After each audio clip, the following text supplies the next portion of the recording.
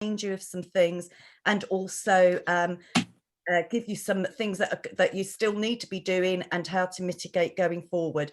We are recording this session, and we are also able to send you the slides after, and we've got some fabulous slides which are really good reminders. So today we are joined by Frank Harrison, who is going to take us through the slides. We're also joined by Lauren Dovey and Lisa Armstrong, Lucy Cowell and Jeanette Hollingsworth Biggs. And as they go to speak, they can tell you what their titles are and what they do, but we're all part of a huge team. Some of you may have met them before, so I'll let them, when they get to speak, tell you what they do and a bit about themselves. So without further ado, we're going to hand over to Frank with his slides. And if you have any questions, you can wait till the question and panel, but if there's something that crops up and you want to just put it in the chat box, that would be really helpful too. Thank you, Bree. I'm relying on my colleague Lauren to actually move the slides forward, because I'm a team manager, so I have no technological expertise.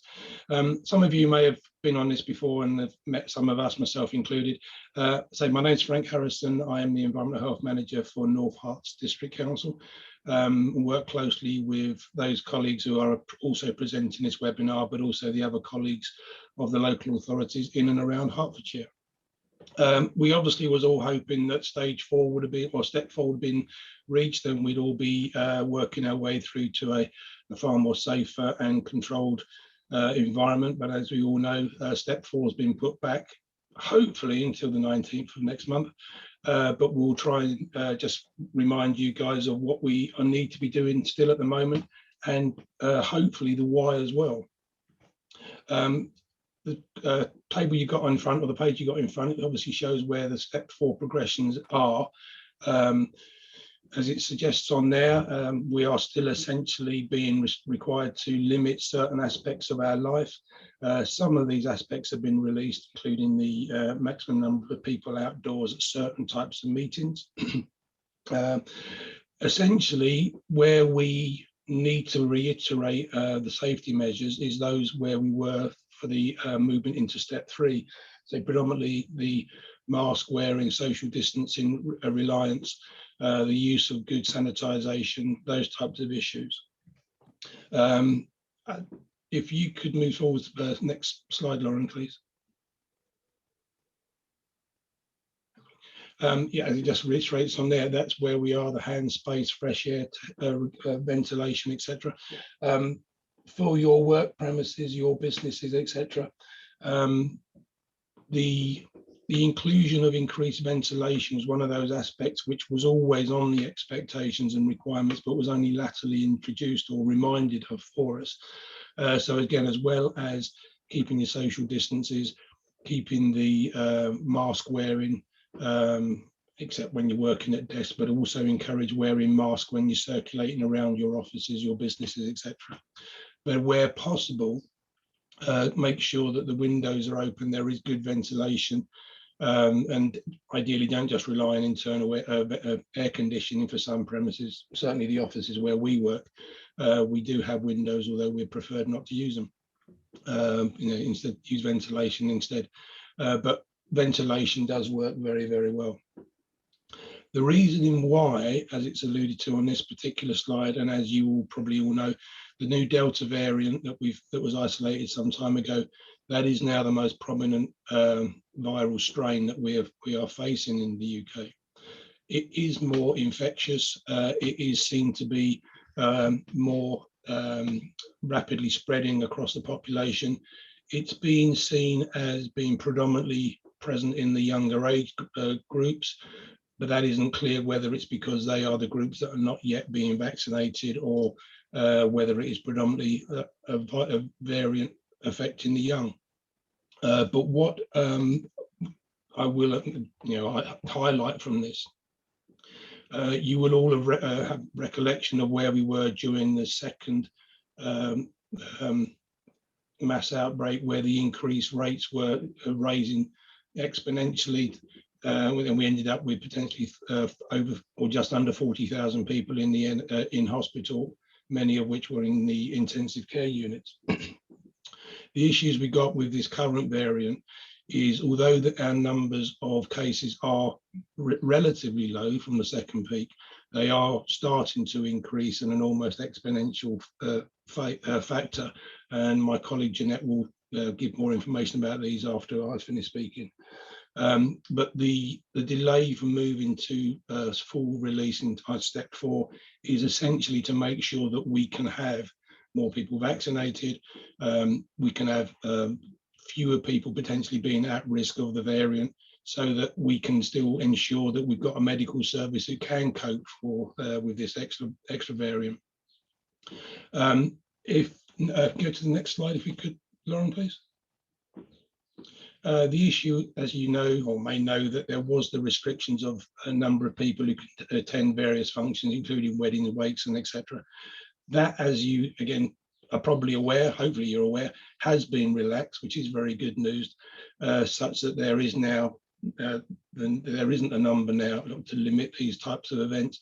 But please just remember that although numbers can increase, there is still the expectation and benefit of having good, safe social distancing, still preferred wearing masks, especially when people are not in their own small little groups or when they're circulating, that there is good hygienic cleaning taking place of those facilities and the like.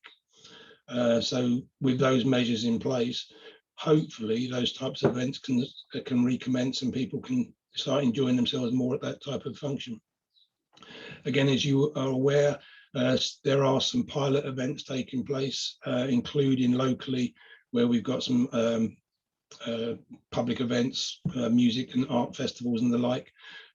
So we too are contributing to this government pilot to see if we can manage crowds safely.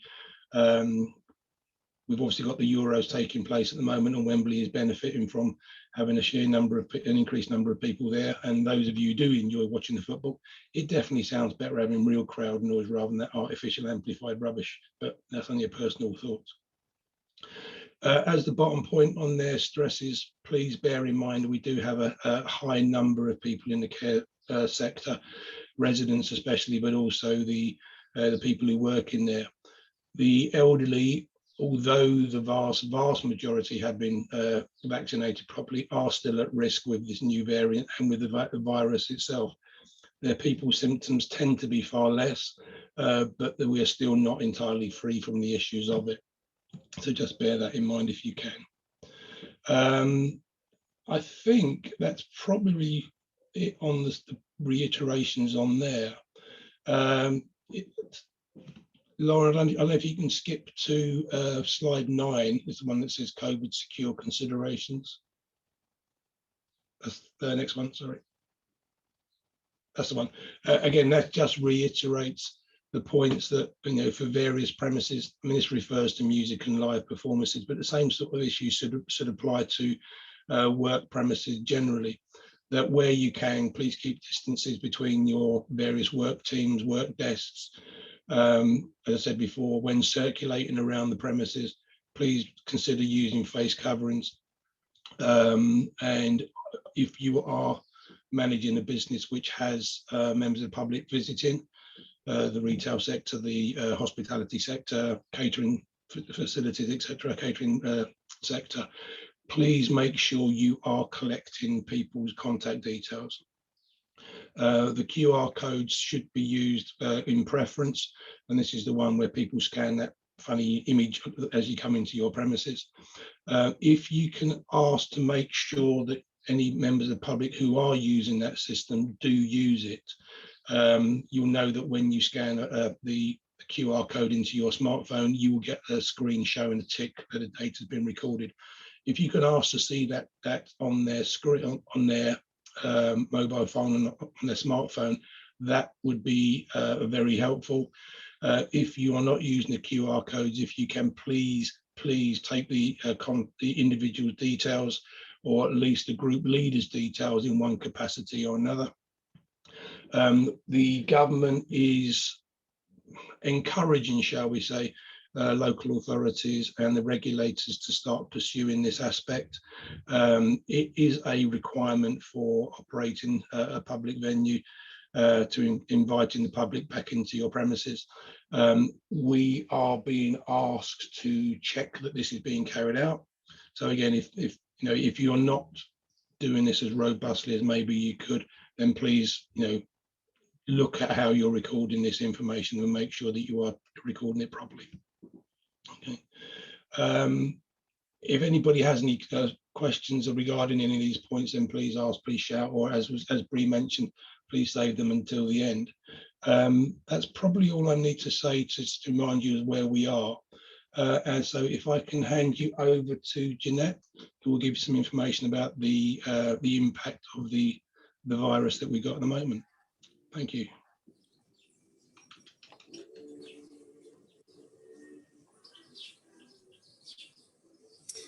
Morning, everyone. How's everyone today? I hope you've enjoyed some of the summer weather. So my name's Jeanette Hollingsworth. I work at Welwyn Hatfield Borough Council. I'm an environmental health team leader, and I think I may have seen some of you here before, so thank you for coming. It was just really a very quick update on some of the sort of findings that we've had from some of the outbreaks that we have had, both in Welwyn Hatfield and across the county, and just some learnings.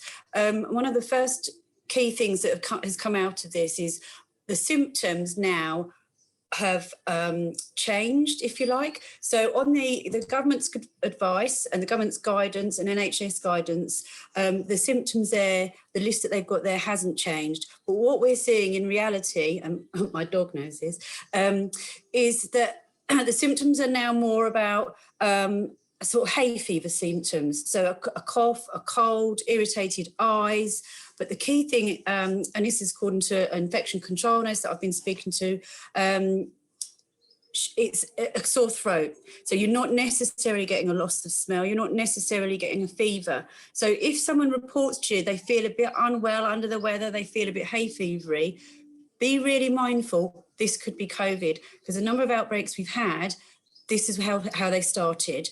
And then what happens is the person's at work symptomatic and it's spread on from there. So the key advice is go and take a test, take a lateral flow test, but if you can get access to a PCR test, that's far more accurate.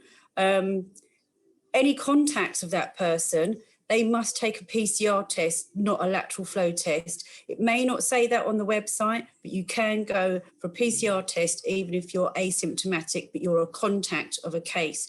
This is really important because the lateral flow tests at the moment, or not at the moment, but with this particular variant, are not very accurate. So it's really important to say to your staff or to your team, get a PCR test. I mean, that's really the key thing. But the other thing is about encouraging, well, both yourselves, depending if you haven't, and also your employees, go and get vaccinated. The people that have been ill have either had no vaccination or have had one vaccination. And we've done contact tracing with quite a number of people who've been ill and they've actually had, their first vaccination. So the key message from me to you is get both jabs. It's quite easy now. Everyone can get it, 18 and above. Go on Healthier Futures. There's a website and you'll be able to find out where you can go and get your vaccination. As employers, we are really asking you to allow your time to have staff off. If they're having the Pfizer vaccine, there are a couple of symptoms after. You do feel a bit rough after and may not be able to come into work. So it's about you and your team or your employees finding a time that's best for them when they can get their vaccination and either stay at work at home or come back in or whatever it takes for them to be able to access that vaccination. There are walk-in clinics now and they are open till quite late. So that's just really the key message for me. And any questions or any further information we can give you, please feel free to ask. So thank you all. Thanks, Jeanette. That's a really useful reminder. And I think we have had a few questions in advance from businesses, so we might come back to that subject a bit later as well. So we're going to move on to the panel session. So if I can ask all our panelists to introduce themselves, or if you've already introduce yourself, then just kind of what your team does and what you're really focusing on with businesses at the moment. And then we'll come to some questions. If anyone wants to put any questions in the chat, then please put them in at any time. And then once the speakers have introduced themselves, you can always raise your hand as well. So whichever way you would prefer. I should quickly say as well, I know Breege introduced me earlier, but I'm Lauren Dovey. I run the project for the county called Better Business for All, which essentially I work with all the councils, with all the council regulators, and we're looking at how we deliver regulation in the county really, and how we can deliver things in the best way possible for businesses. So yeah, always looking at how we can support businesses through our local regulators. So if I come to you, Lucy, first, if you could just introduce yourself and what the fire protection team is focusing on with businesses at the moment. Hi, yeah, I'm Lucy Cowell. I'm a fire safety inspector with Hertfordshire Fire Rescue. We are the enforcing authority for the fire safety order, but very much work on the Better Business for All approach of supporting businesses. So I'll just do a really... Sorry, was someone?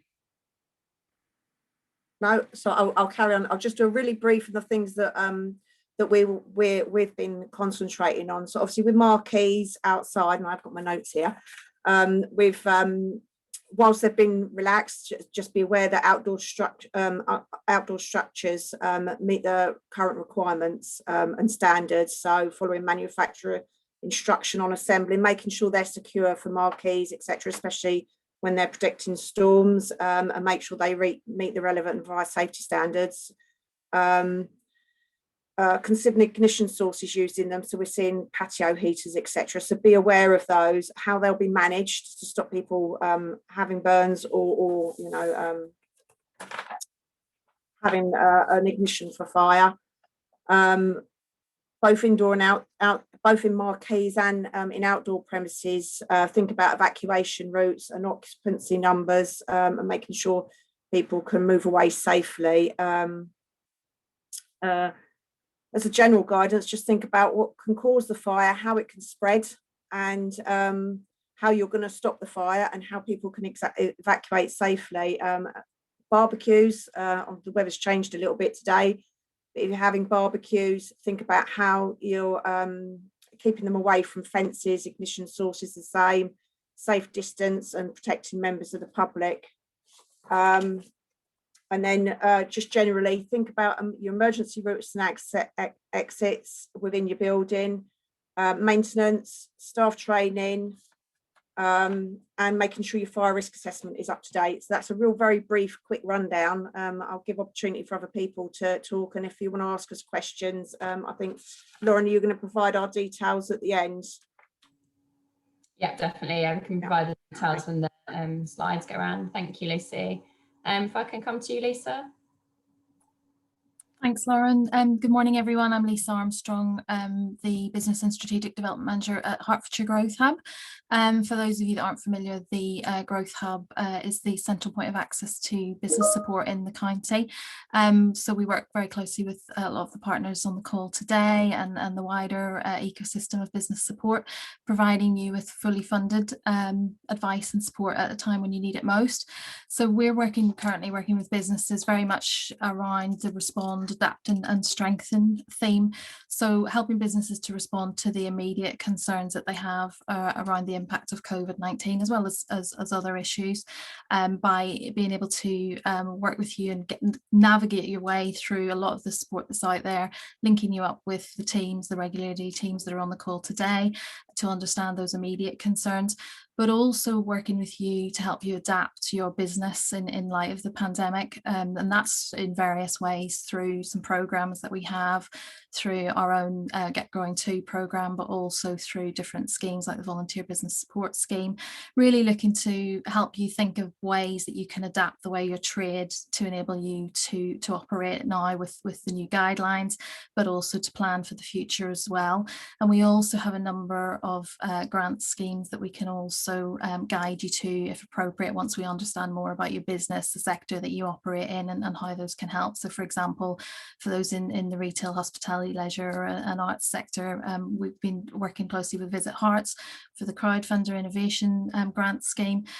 We've also got a scheme that's just launched for businesses in Watford as well, who are impacted by COVID and may want to adapt, but also thinking about how you can strengthen your business. And we're working with our growth account managers, or working with businesses to really help you think about how you can plan for the future, how you can get best practice in place, and also through our team of wellbeing coordinators, thinking about you know, understanding the impact this had on you personally as a business owner and on your workforce, and how we can help you to work your way through the issues of returning people back to the office, bringing people out of furlough.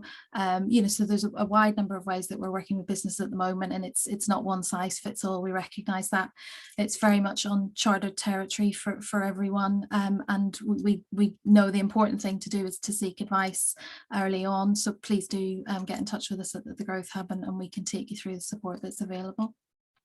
Thank you. Right, thank you, Lisa. Obviously, you've already heard from Jeanette and Frank. So we've already got a question in the chat box. So although I can add a bit to this after, and we'll come back to the kind of legal aspect, there might be a bit that maybe Jeanette and Frank want to comment on as well, and perhaps you, Lisa, as well. So the situation in regards to no jab, no job, obviously a difficult situation for employers at the moment. Message is obviously really wants employers to encourage vaccinations and potentially policies for their staff.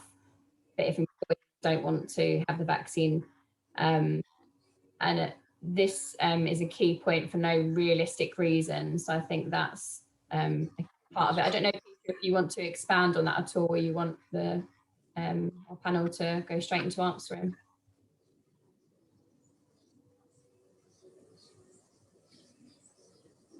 Should we hear from Frank or Jeanette to start with? I think, yeah, I mean, we discussed this and we had a specific webinar, didn't we, at the last session with respect to employee rights, and particularly with respect to vaccinations, taking tests, etc. So we are crossing over here into employee legislation. From our point of view, you will need, regardless of what pandemic or not, you will need risk assessments for your workplace that looks at all risks and hazards created by your work activity. Now we're obviously looking at COVID controls. And as the controls that Frank's described earlier, you'll need to have those in place. The additional control measures of vaccinations and testing, because obviously this is sort of becoming more intrusive, everything you do has got to be reasonable. At the moment, as it stands, with your current staff, you wouldn't be able to ask them to leave by virtue of the fact that they're refusing to have a vaccination. Then it may be feasible with new staff if it's written into their contract. Again, I'm not an employer legal advisor or solicitor, so you will need to check this. If it's new staff, new contract, you may be able to write that in. If you've shown this is a reasonable part of your risk assessment, then I think you've got it clearly written in a policy and it's clearly explained to new staff, you may be able to write that in. For existing staff, I would definitely suggest you go and speak further to a solicitor, legal advice, or ACAS. But having said that, if you're able to ensure that you've done everything you can in your ability to offer advice to that person, offer them time off, offer them paid sick, etc. So there's no reason why they can't have that vaccination. Then I think that's where we're stepping over into sort of more personal reasons. And I think that's where you'll need to seek advice from a solicitor. So that would be my response to that. Yeah. Thanks. Could I just add a couple of points on that? Some of you may have seen or read about this in the news and the like. It's a question that's been raised or discussed, certainly in government, with regards to making it mandatory for NHS staff, or certainly frontline NHS staff, so that all nurses, doctors, etc., they have these vaccines. There is already legal precedence for this, and a number of professionals, employees have to be vaccinated as part of their work anyway. Frontline doctors, again, medical staff, they need to be vaccinated against hepatitis A virus. So there is legal precedence for this, but that is a specific legal requirement to address Hep A. As I say, it's being discussed at the moment as to whether this can be looked at or imposed upon the work contracts of the frontline NHS staff.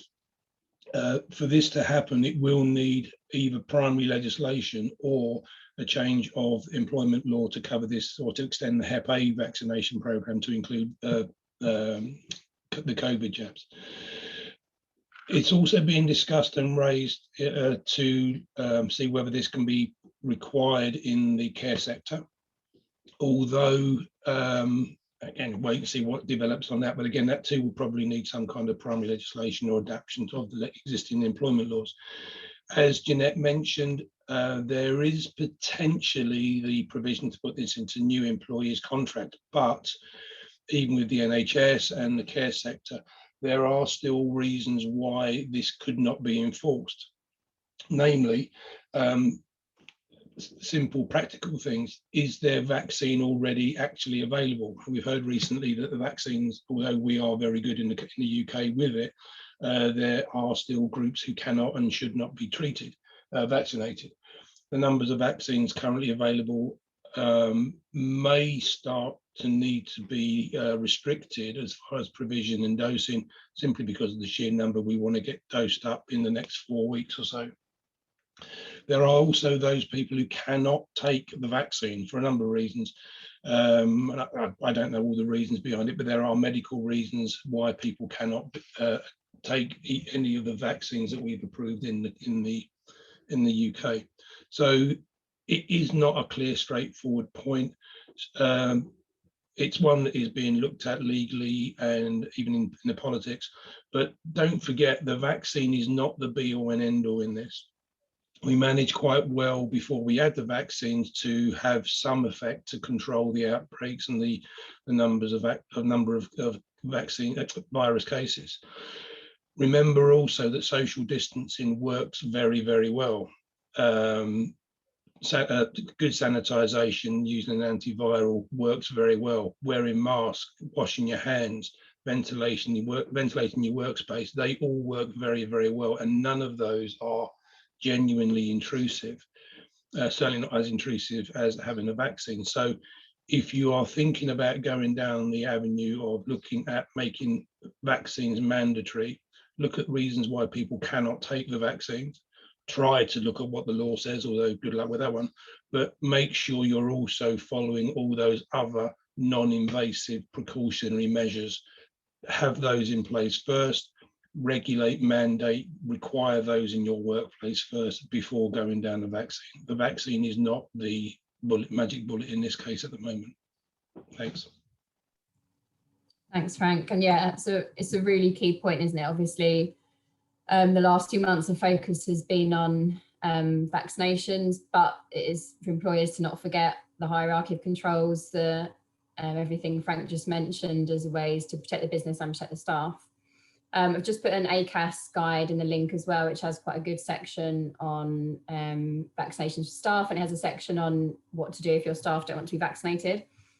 The session we had when we had the solicitors here, it always comes back to what's reasonable, and it's such a, it is a grey area, because it's a lot of it's about, and this really came out of the last webinar, the key is communication, and really having that open dialogue, feeling that the employees can have that conversation with you, that you're explaining to them why you want this for your business, that they can have the time to explain why if they don't want it and their reasons why, and that communication is really key.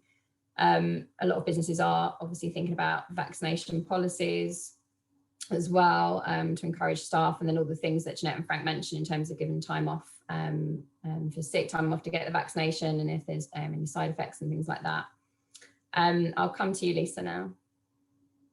Thanks, Lauren. Actually, you just covered some of the bits I was going to say. So absolutely agree with everything Jeanette and Frank and yourself have said. And it's also just worth pointing out that you know, if you can get before the point of where someone is refusing to have the vaccine, if you can get those discussions early on with your workforce, I think that's key.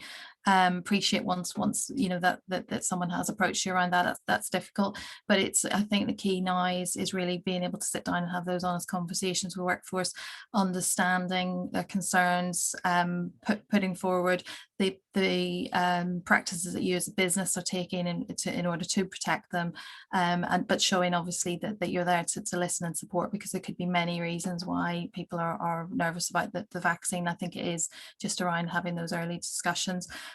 So just to add to that, thanks, Lauren.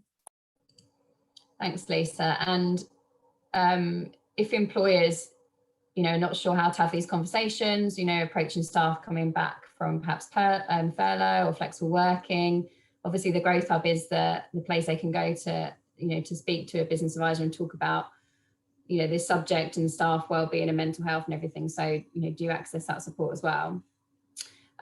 Something I'll also mention at this point that we will be able to give more details about. So we are going to have, Breed will mention it again at the end, but we're going to plan another webinar because obviously step 4 hasn't happened quite yet. So we will have another one towards the end of July. And at that webinar, we'll be able to tell you more about support for the county in terms of legal support for small and medium-sized businesses. So at the moment, we're putting together a package to try and support businesses with these questions so that you'll be able to have these legal questions answered. So basically watch this space on that, and we'll come back to you with that in the next few weeks.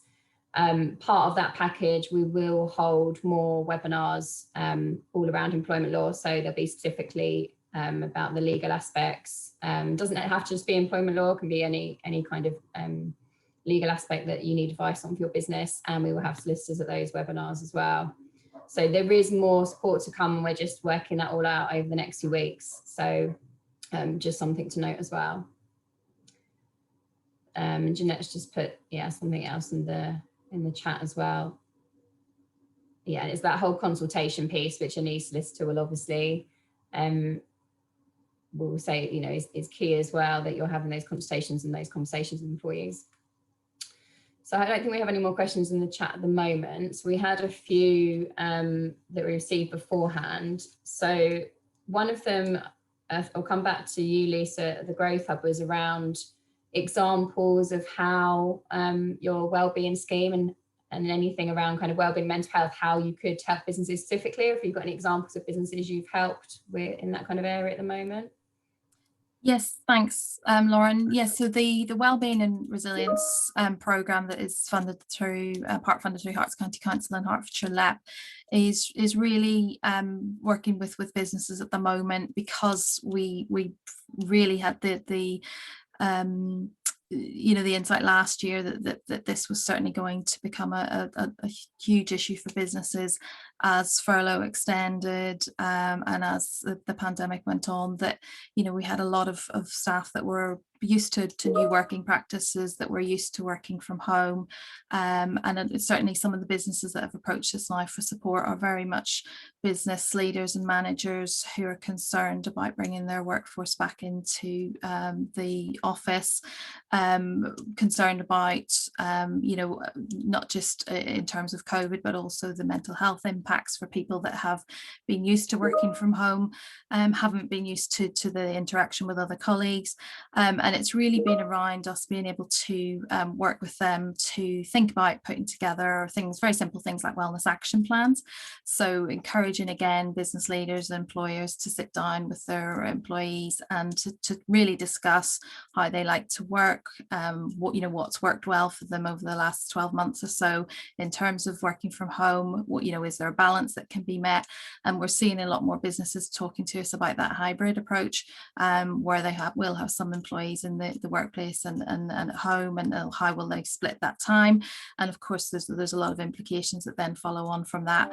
But what we've been able to do is really guide people through in terms of having sometimes very different conversations that you would have had with your workforce before. And I think that's the key thing for a lot of employers, that it's not something they would ever have sat down and discussed in depth in terms of how people are feeling and about their well-being. And our well-being during challenging times guide that we produced with Herts County Council and UCL is really around helping businesses to have those difficult conversations. So thinking about how you can approach conversations with your workforce, and some simple techniques in terms of really drawing out information from people to really find out how they're feeling, but also signposting to other local support organisations. So when there are issues that you've identified as a business, you know, you're not going to be experts in providing mental health support. The Growth Hub isn't an expert in providing that, but there are people out there in the county who are, and it's really been pulling together the details and good contacts at professional organisations that provide all kinds of well-being and health support for employees, and being able to share that information as well. So we worked with a lot of businesses around that side of things, and I think also it's just around understanding, you know, with furlough and bringing people back, people are also concerned perhaps because their job role has changed slightly. So our advisors have been working with people to think about, well, if you've redeployed people into different parts of the business, now maybe you need to offer them some encouragement and support through some additional staff training. So we've been able to work with our partners and things like Serco Skills Support for the Workforce to help bring in, you know, some additional fully funded training for employees, and that again is really helping build people's confidence and reassuring people in their role and in the workplace. And also that there's support through that for management and leadership development, and I think that's key as well, because as managers and leaders, a lot of people, you know, just haven't had this to deal with before and have these types of situations, and they very much need supported. So the growth account managers and the wellbeing coordinators have been able to support on those areas. Thank you, Lisa. Really useful to know about. And yeah, this is free support from the Growth Hub, so open to all Hertfordshire SMEs. So there's another question in the chat that Jeanette's answered in the chat as well. I wonder if there's anything that Jeanette and Frank you could add to that around, because if this is about individual employees, obviously you've got the risk assessment and really key point that it's up to date for the business, but we've talked before about individual risk assessment. So for employees that don't want to be vaccinated or tested, because Peter's saying, you know, how could this affect the employer if they then catch COVID and pass it on? So maybe something around individual risk assessments and communication as well. So we've had this time and time before where businesses have got the risk assessment in place, but do employees understand it? Has it been shared with them? I'm happy to try to answer that, especially regarding the potential liability for businesses and like.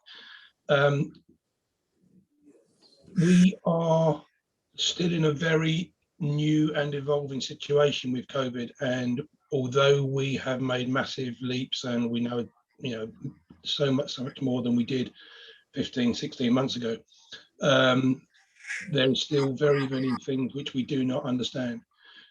We are able to potentially trace back as to who is or where someone with COVID actually caught it from. So potentially there's the ability to trace back certainly the genetic phase typing of the virus to see if it came from, you know, the neighbour next door, the guy from around the shop in the corner, or from a work colleague. At the moment, I think the likelihood of a workplace being legally challenged as to it having been the source of the infection, specifically for compensation, which is what the question alludes to, is realistically so far down on the agenda that it's not worth generalizing and given an overarching, you know, point to be aware of. However, and I think this is the important point, Jeanette, myself, colleagues, countrywide, the government, we've been going on about for a long time now, almost since last April, May time, that there are easy and recognisable precautions that businesses can and should be following. And we've mentioned most of those before, including social distancing, mask wearing, good sanitisation, people working from home where possible.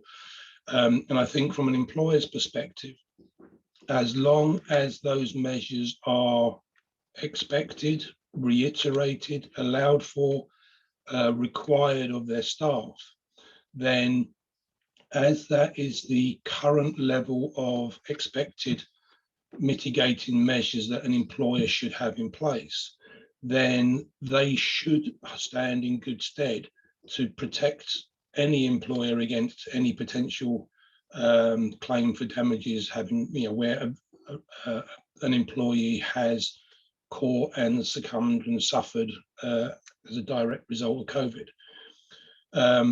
It certainly wouldn't necessarily stop any claim being put in exactly the same way as other current normal work practices don't stop claims being put in. I don't think this is in the same vein as we were during the early noughties of this millennium, where there was a propensity for asbestos claims to be put in because someone may have worked at some point with some asbestos from an employer elsewhere. The cases in that instance, which were fought out in court, there was direct link between the employee, the work of asbestos, and the lack of protection. Potentially, however, as I said, if you as an employer are not offering any or requiring any of those protective measures to be put in place, there is a risk. Luckily, it's not something I would deal with. It will be a private matter between the employee and yourselves. But it's certainly something that businesses should easily be able to mitigate to this point simply by following those safe measures that we are arguing for. Jeanette, I don't know if you've got anything you want to add to that. No, and that was yeah, exactly. That's what I was trying to sort of allude to. My response is if you've taken all due diligence, if you like, and it's the same with us for any health and safety investigation, whether it's an accident or occupational disease, and as you say, similar asbestosis. If you can show that you've taken all reasonable steps, that you've done everything that you can do, that you've done all your training and supervision and all the control measures are appropriate and they've been implemented, you as an employer will not be held liable. As Frank says, if someone chooses to take a private case, and so that's a different matter. But again, if you've taken everything that done everything you need to do with criminal law, if you like, then that will hold you in good stead for civil law. I think the other question, it then went on to about so almost like employee relations and about stigmatizing those that haven't, and that's a very difficult. That is very difficult. And I think it sounds like to me, say, Lisa, that's something that you could probably help with. It just sounds that needs. I think there's a lot of room there for maybe a lot more discussion or a lot more sort of help or self-help between employers about how they approach that, because that becomes sort of quite that's an employee relation sort of quite issue, which I can completely understand is likely to happen, but I wouldn't be qualified to know how to deal with that. And then there was another question about the Bluetooth issue, and that has come up before. I think that's come up with where your phone's picked up on where your phone's been linked near another phone and it has come through as a Bluetooth issue from a contact trace point of view. And I think that's come up with some of the key workers, hasn't it, where they've been told to self-isolate, but actually they weren't actually a contact. So that's an interesting point, and I think it's about having good contact tracing. And I think, again, any of these issues, if you've got a concern and you think that person, and if that person can self-isolate safely, then do so. Yeah, I think that's. Could I just add a point on that? I mean, with what Jeanette's just mentioned, and the individual businesses' risk assessments, especially as far as employers being litigated against for compensation and the like. There is still a very strong requirement for all of us as individuals, not necessarily as employees, but certainly as individuals. But this definitely applies for employees to take personal responsibility and to follow all the appropriate safety measures. So it's easy for us to expect our employer or somebody else to do the right thing to make sure I'm being made safe and yada yada yada. But there is still the prerequisite, and this is a legal requirement as well under the Health and Safety Work Act, that the employee follows the requirements and safety measures imposed by the employer, but also then does not put themselves or others at risk. It's under Section 7 of the Health and Safety Work Act. If you want to be sad enough to read it, go ahead and do so. It's great reading. You'll be sleeping minutes. However, we all know what safety measures we as individuals should take. Wear masks when appropriate, keep our social distancing, use hand washing, ventilate your space, etc., etc. So if your employee, who is being particularly belligerent and saying you made me get COVID, etc., clearly they may have caught the COVID from a workplace, but they're equally as likely to caught it from many other premises. Part of your communication discussions with your staff, if you can also remind them of their obligations to keep themselves safe, be open, be honest, be selfish. Say it's because if they're not safe, they're affecting your bottom line because they can't work. Present it how you want to present it. Appear to be concerned about staff safety, and I'm sure most of you are, about all of your staff. But your staff, members of the public, we do all need to make sure we follow the safe measures and we keep ourselves safe. Whether or not you want your staff to continue to be regularly tested, you can arrange for that. It's free of charge. Whether your staff are already tested as part of an extended group, especially if they've got school kids, whether your staff are tested through any other reason, then okay, you can't make it mandatory that they tell you what their results are, but they have an obligation to tell you if they're positive. If you stress that purely from keeping their colleagues safe, then that goes a long way to, reminding them that they too have their obligations as well. So hopefully in that very long-winded answer from the pair of us, we gave you some answers, and if anybody else wants to chip in, then please do so, but I hope that answered that question. Thanks. No, really useful point about actually employees do have that responsibility as well. And that's probably not been highlighted as much over the last year because it's all about the businesses keeping the business safe and the employers. But and yeah, just coming back to a key point we've had in other webinars, that it's really important your employees understand your risk assessment so that they can't then come back and say, oh, well, you had this in place, but I didn't know about it. You didn't tell me I had to do this. So being really clear that it's explained to them and they're regularly updated, and actually asking them what they understand, rather than assuming they understand everything that they need to do, as part of their role to keep the business and staff and customers safe. So those, those ongoing conversations, reminders, refresher training, really important. We just have one other question I'd like to finish with that links to quite nicely to the risk assessment.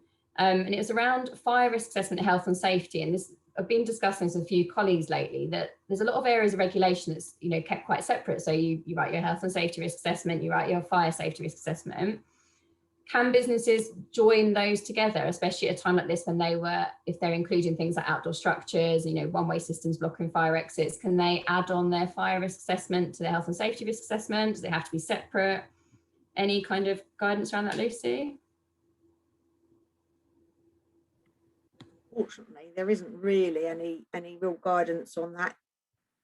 From our viewpoint, you need to be, you are required to carry out a fire risk assessment. Whether you're required to record that or not is dependent on various factors, but you are required to carry out fire risk assessments. If you chose to add that to an additional risk assessment, you just need to make sure that that you've got an action plan and you're carrying out all your due diligence, really. So you could have it all in the same folder. I think keeping it separate, making sure what you were saying about obviously any arrangements for your health and safety, the same with the risk assessment really for your fire. If you've made any amendments to your fire risk assessment, maybe your emergency routes and exits, you know, one way in, one way out, etc. Making sure all your staff are aware of those new arrangements and how you're going to evacuate the premises in an emergency as well. You know, because you may have a one-way system, but we might not want to stick to that one-way system if the building's burning. Just taking all those things into account, really. So I'm not sure that's a very clear answer, Lauren, but it's just about making sure that you've got them in place. And if you tie them together, can we argue with it? I'm not so sure that we can, but be very clear that you've got everything in place. So I think maybe keeping them as two separate documents would be my personal recommendation, and that's personally from me. But you know, filing them all together and keeping them together, and maybe if they feather into each other, that's absolutely fine. But just making sure you've got them in place and you know everybody's aware of them. I agree, Lucy. I think that's an appropriate approach. The other thing to be aware of is you might put something in place that might then impact on something else. So I think having that sort of comprehensive view of everything that you've got to put in place and making sure one thing doesn't then have an impact on another, you know, it's hard work, and we do appreciate that. But I think, just be aware of that. I don't know, Frank, if you want to add to that? Or the other thing I was going to say is we with respect to outbreaks as well, and COVID specifically, well, not just COVID, but it's your risk assessments, make sure they're appropriate, not just for say, you know, the working day 9 to 5, but it's looking at all aspects of your workplace. What happens at night? What happens if something unusual happens? What happens, you know, so it's looking at all, not just the general 9 to 5 where most people are in, it's also looking at the what if scenarios as well. Yeah, exactly. If I can just add a point on that, there is no single right way of writing risk assessments. Most businesses have their risk assessment separate. So risk assessment for carrying heavy weights, risk assessment for cleaning out the windows, whatever. But if an organisation wishes to tie the aspects in, COVID safety, fire safety, you know, whatever, then certainly there's no reason why that can't be done. A point that Jeanette stressed and was mentioned earlier, make sure that all of the foreseeable risks are covered, and that would include fire safety, would include COVID, would also include all the other prerequisites for health and safety, noise, manual handling, working at heights, etc. But also make sure that they don't then contradict themselves. And Lucy mentioned the fact you don't want to have a one-way system working to manage COVID and then to find that your one way out goes into where the fire is. So you need to be conscious of these particular points, but also that the risk assessments do not then contradict themselves or challenge, because that's only going to pose questions to your members of staff. A very good way of making sure this doesn't happen, well, at least highlighting if it did, is once you've drafted your what you think are perfect risk assessments, show them to your staff, let them work through it. I mean, I've been in this position where I've drafted risk assessments which I think are, you know, warrant praise, you know, at the very least, only for someone to turn around and say, this doesn't work because we don't use that part of the building. So yeah, do what you need to do, lay them out how you think you wish to use them, lay them out so that they are useful to your staff. The risk assessments are legal requirements. They're there for the likes of us regulators to make sure you've done the work. But many businesses don't use risk assessments for their staff. They use guides, or templates, or operating procedures, or as I like to call them, idiots' guides. You know, and as long as they adhere to the risk assessments. An example is when you evacuate, you don't read a fire risk assessment to see how you evacuate. You follow the signs that say fire exit, go this way. You know, whatever works for your business, use it. And as long as you cover the legal requirements, that's all you need to worry about. Thank you. Right, thanks, Frank. There was just a coming back to fire, I don't know if you've seen Lucy in the chat on having fire wardens and first aiders if the office is open for optional attendance. So I guess like many offices at the moment, you've got a few people going in on each day, but not anywhere near full capacity. Yeah, I think, and I know I very quickly ran through all the points that I wanted to make earlier, but staff training, yeah, I mean, this is, you've not got as many staff in, you've got different staff in. You need to make sure that you've got staff, when staff are on site, they do know what they need to do in the event of a fire. And if you've not got, because you've got reduced staff, just making sure you've got enough staff in that do know that all staff know what they've got to do in an event of a fire. But if you need fire wardens, if you've got members of staff or might have clients, customers that need additional help, you've got to make sure that that's all covered still. We've got COVID measures, but fire safety will always override that, if you like, in that you still need to make sure you've got measures in place. So as Frank touched on earlier, any additional arrangements that you've got in place because of COVID, you need to make sure that they don't what's the word I'm looking for, go against your fire safety measures or you know, any other health and safety matters, first aid trainers, first aid staff on site, etc. You've got to make sure that is all in place and people know what to do. You know, it's no good having half the workforce in, but none of that workforce knows how to use the fire extinguisher. So, you know, you have to have a suitable and sufficient amount of staff trained in using fire extinguishers. So they're all things that you should be considering and reviewing on your fire risk assessment and making sure it works alongside your other fire risk assessments too. But we're always, you know, we're at the end of the phone and you can always ring us up for advice if you're just not sure, or drop us an email and we will get back to you on that. Great, thank you, Lucy. And it's a really key point, isn't it? Because there's obviously so much businesses to remember everything of COVID safety. Absolutely. It's easy to forget all the other things that, you know, that are important every day as well. So yeah, really good one, thank you. Okay, so we will, I think we've got all the questions. So thank you very much to our panel. Thank you for all the questions submitted, some really useful discussions there. We just wanted to do a quick poll to see how useful the webinar has been. So I think, Sarah, you've got the poll to get up on everyone's screens, and then I'll hand back to Breege just to close.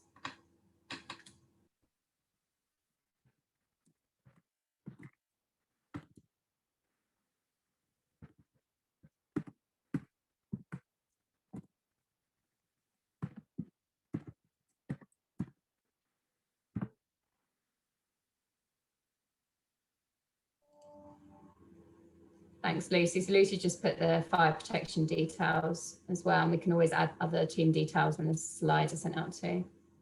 So we'll just wait for the results of the poll.